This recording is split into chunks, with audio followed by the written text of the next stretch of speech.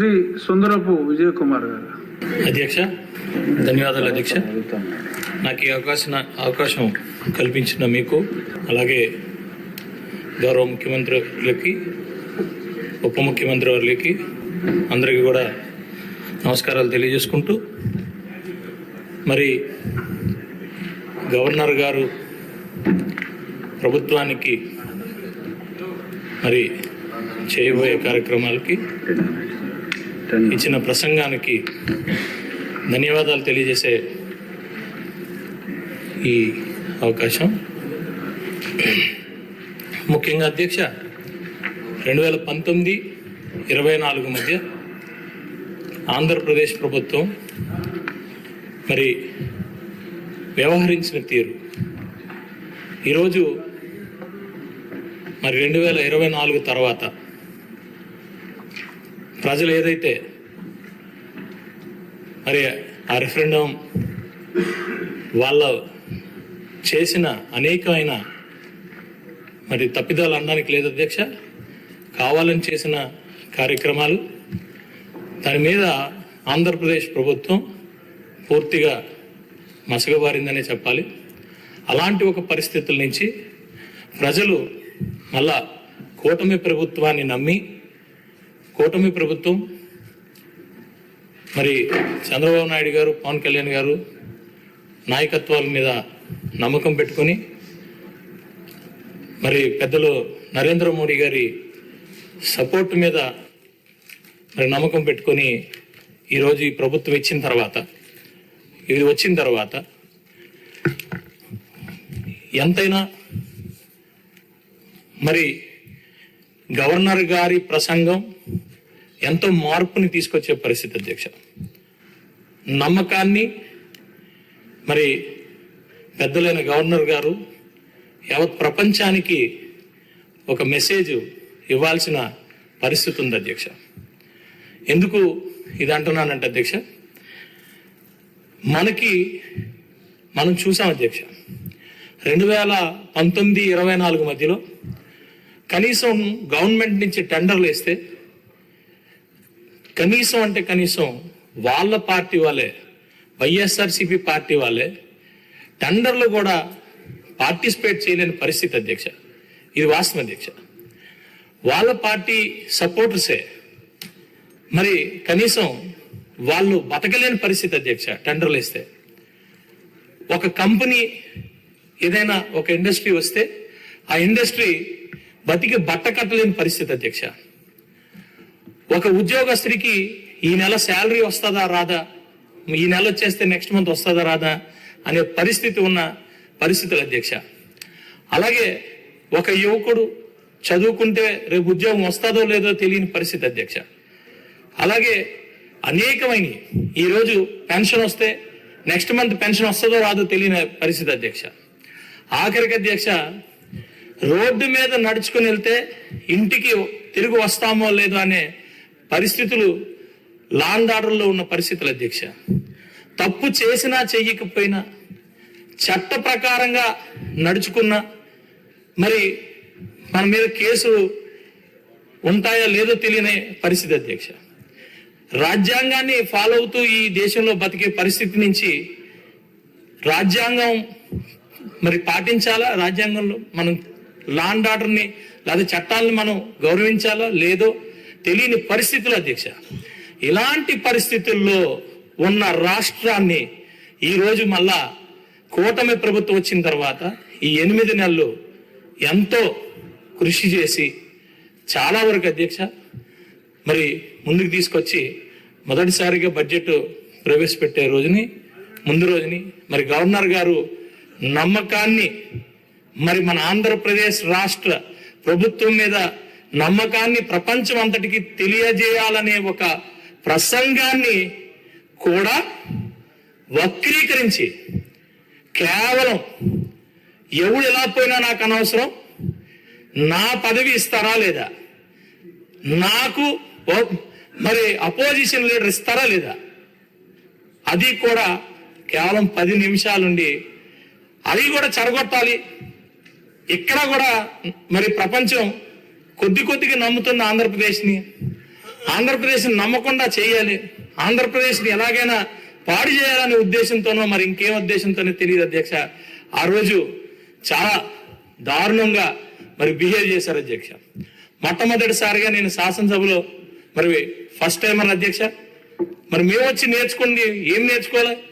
ఇలాంటి పద్ధతులు మరి అవలంబించినప్పుడు మరి అపోజిషన్ పార్టీయే లేదు, అక్కడికి వచ్చి మీ చైర్ దగ్గర మరి మాకు సేవ్ డెమోక్రసీ అన్నారు. అసలు డెమోక్రసీని పూర్తిగా మరి నాశనం చేసింది మీ ప్రభుత్వం, మీరు ఆ రోజు. సేవ్ డెమోక్రసీ అంటే మరి ప్రభుత్వం ప్రజల దగ్గర కదా వెళ్ళాలి. అపోజిషన్ పార్టీ మీకు అపోజిషన్ స్టేటస్ 14-19 మధ్యలో ఇస్తే ఏ రోజు మీరు సభలో కూర్చోండి. 19-24 మధ్యలో ఇచ్చినప్పుడు, అధికారం ఇచ్చినప్పుడు ఏనాడు తిన్నంగా రాజ్యాంగబద్ధంగా మీరు వ్యవహరించలేదు. ఈరోజు ఏ మొహం పెట్టుకొని ప్రజలు మీకు 2 అప్పచెప్పినా కూడా ఈరోజు మీకు అది ప్రవర్తన సరిగ్గా లేదు కాబట్టే ఈరోజు 2 ఇవ్వకుండా ఇక్కడ కూర్చోబెట్టినా కూడా ఇంకా మీ ప్రవర్తన సరిగ్గా లేకపోతే మేము ఈరోజు అడుగుతున్నాం అధ్యక్ష. ఆంధ్రప్రదేశ్ రాష్ట్ర ప్రజల తరపున గవర్నర్ గారు ఏదైతే మరి మనం ఆహ్వానించుకొని ఆయన ఏదైతే మరి స్పీచ్ ఇచ్చారో ఆ స్పీచ్ని ప్రాపర్గా ప్రపంచం అంతా వెళ్ళి బ్రహ్మాండంగా ఉండుంటే మాకు పోయిన మా పరువు పోయిన మా ఇది అంతా కూడా వస్తుందని మేము అడుగుతుంటే మీరు అడ్డంకిగా ఉన్నారని దాని మీద మేము ఈరోజు ప్రజలందరూ, ఆంధ్రప్రదేశ్ ప్రజలందరూ అడుగుతున్నారు అధ్యక్ష.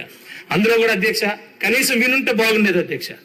గవర్నర్ గారు చెప్పిన ప్రసంగాన్ని కనీసం వినుంటే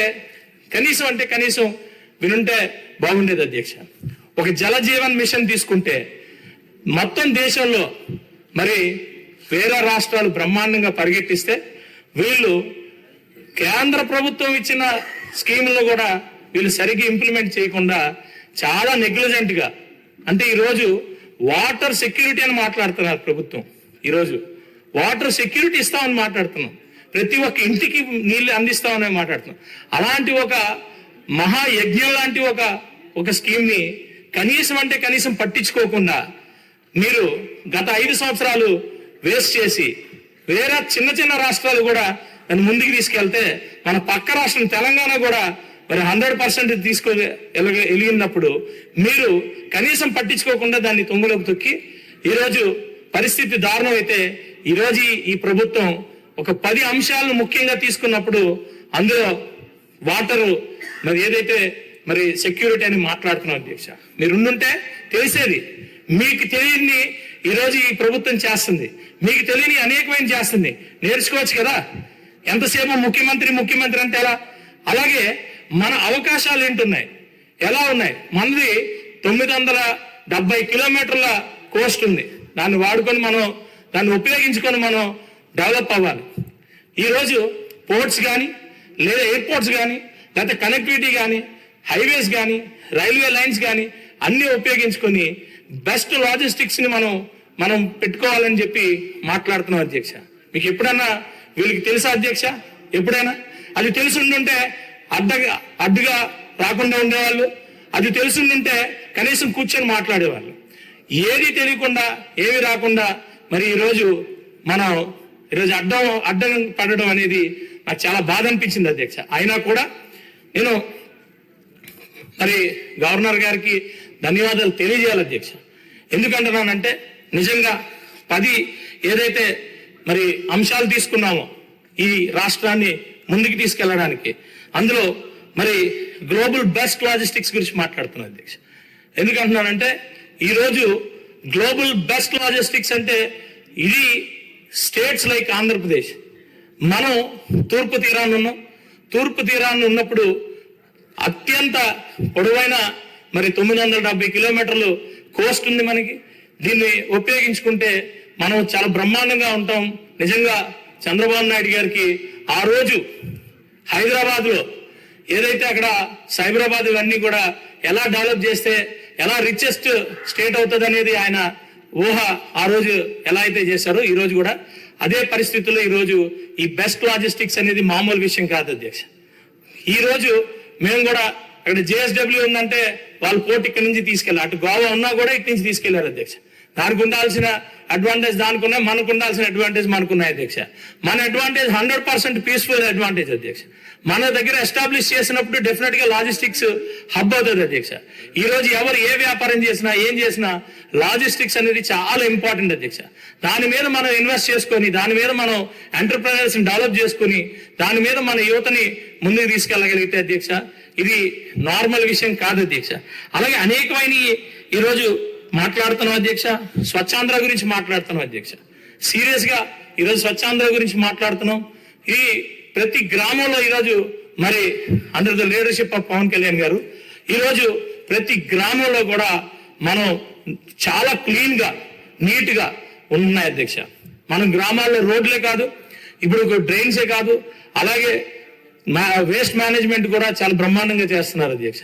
ఇంకొకటి అధ్యక్ష, చాలా మంచి విషయం ఏంటంటే వాటర్ ఏదైతే గ్రౌండ్ వాటర్ కాకుండా వాటర్ ఏదైతే రెయిన్ వాటర్ ఇవన్నీ ఉన్నాయో వాటిని డిస్ట్రిబ్యూట్ చేయడం అనేది ఆంధ్రప్రదేశ్ లో నిజంగా చెప్తున్నాను అధ్యక్ష, ఇది చాలా కీలకమైన అంశం అధ్యక్ష.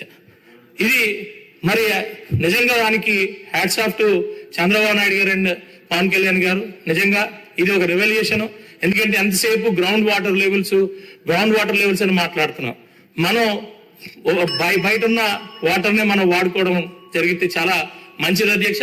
అయితే నేను కూడా కొన్ని వీటి మీద ఇంకా డీప్ గా మనం దీని మీద చర్చలు జరిపి దీని మీద ఇంకా కూడా యాడ్ చేసి సభ్యులందరూ కూడా యాడ్ చేసి అలా ఆలోచన విధానాలు కూడా రాబోయే రోజుల్లో యాడ్ చేసి ఆంధ్రప్రదేశ్ రాష్ట్రాన్ని మనం డెవలప్ చేసుకుందామని మరి అందరికీ కూడా సూచన చేస్తున్నాను అధ్యక్ష.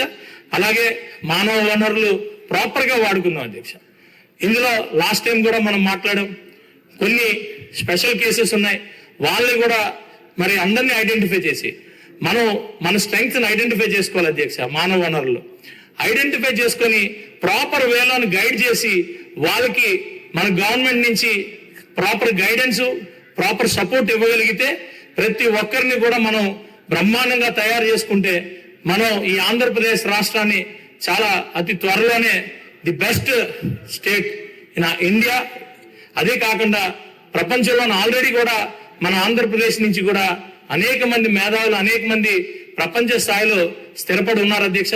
వాళ్ళందరినీ కూడా అదే మన అందరినీ కూడా మనం అంటే మన సోర్సెస్ ని మన రిసోర్సెస్ ని మనం వాడుకొని ప్రపంచానికి కూడా అందించే పరిస్థితి తీసుకురావాల్సిన పరిస్థితి మనకు ఉంది అధ్యక్ష. మరి ఇవన్నిటిని కూడా మరి టచ్ చేస్తూ ఇంత మంచి ప్రసంగాన్ని మరి ఇచ్చిన మన గౌరవనీయులైన అబ్దుల్ నజీర్ గారిని, గవర్నర్ గారిని నిజంగా ఆయనకి ధన్యవాదాలు తెలియజేస్తూ, మాకు అవకాశం ఇచ్చిన ప్రతి ఒక్కరికి కూడా ధన్యవాదాలు తెలియజేస్తూ సెలవు అధ్యక్ష.